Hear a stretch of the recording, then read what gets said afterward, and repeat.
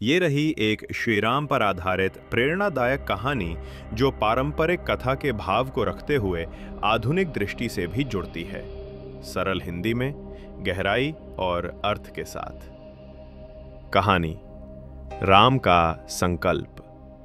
अयोध्या नगरी में सुबह का समय था। सरयू नदी के किनारे मंद हवा बह रही थी। राजकुमार राम ध्यान में बैठे थे।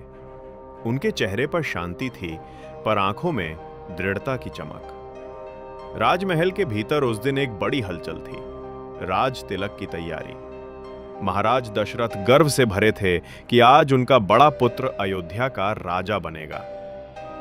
पर उसी रात महल के एक कोने में मंथरा ने कैकई के मन में संशय का बीज बो दिया। राम राजा बन गया तो भरत का क्या होगा? और यहीं से कथा मोड़ लेती है। वनवास का क्षण जब राम को वन जाने का आदेश मिला तो न किसी ने विरोध किया, न उन्होंने प्रश्न उठाया। केवल इतना कहा, पिताजी का वचन ही मेरे लिए धर्म है। सीता ने कहा, जहां आप हैं वही अयोध्या है। लक्ष्मण बोले, राम बिना मेरा अस्तित्व नहीं।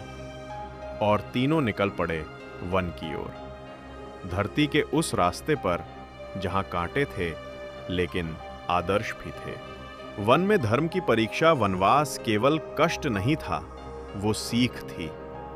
वहां राम ने शबरी का स्नेह पाया, एक बूढ़ी स्त्री जिसने भक्ति में भेद मिटा दिया। उन्होंने वानरों और राक्षसों दोनों में अच्छाई खोजी।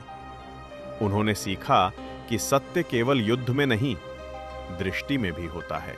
जब सीता का हरण हुआ तब राम का धैर्य नहीं टूटा। उन्होंने कहा, अधर्म का अंत होगा, पर धर्म का आरंभ भी यहीं से होगा।